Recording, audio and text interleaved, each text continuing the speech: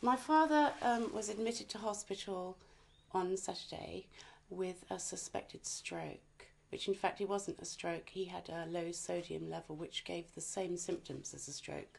So in fact he had weakness and some confusion. And I got to the hospital at about midnight. He was on a heart monitor, and they decided to keep him in the hospital overnight and admit him for some observations. And when I got to the hospital the next morning at about 11:45, a doctor called me into a side room and said she wanted to talk to me. She said, is your father quite mobile at home? I said, yes, he's perfectly okay. He walks about on his own, looks after himself all day long. Oh, well, he's had a bit of a fall. Okay, so I went to see him, and he had fallen on the floor. He'd been allowed to walk about on his own, fallen on the floor. He'd smacked his skull open. He had a huge 4-inch gash down the side of his face. Blood was pouring down his face. There was no one in attendance with him. There were no sides up on the bed. And he said to me, oh, where have you come from? Who are you?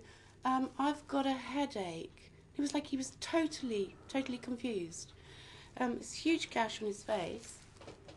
And massive bruise. And all down his whole arm was black.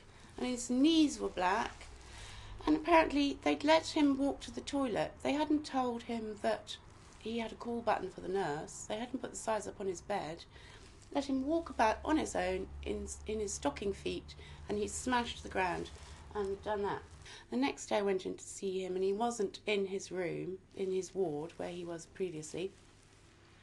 They took me into a room again. They said, well, actually he's been taken down for an x-ray on his hip because he has a suspected broken hip now, obviously from the fall, which they hadn't picked up on the day before, because he was in a lot of pain with it and kept complaining about the pain.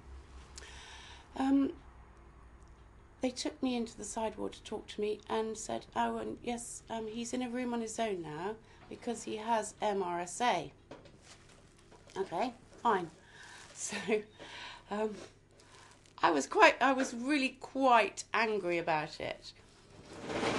I feel that I was neglected when I first went in. Neglected? Then I was isolated. Yes. Because they reckon I got a virus. Yes.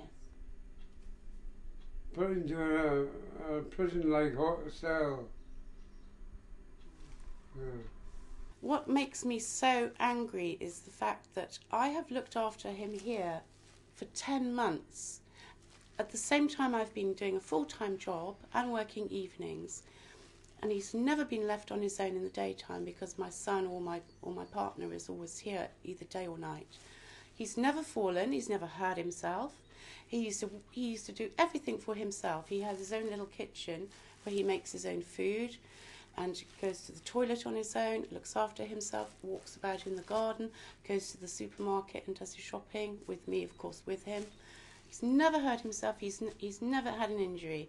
And I leave him in the care of professionals for 2 days, and now he can't walk. He's a cripple.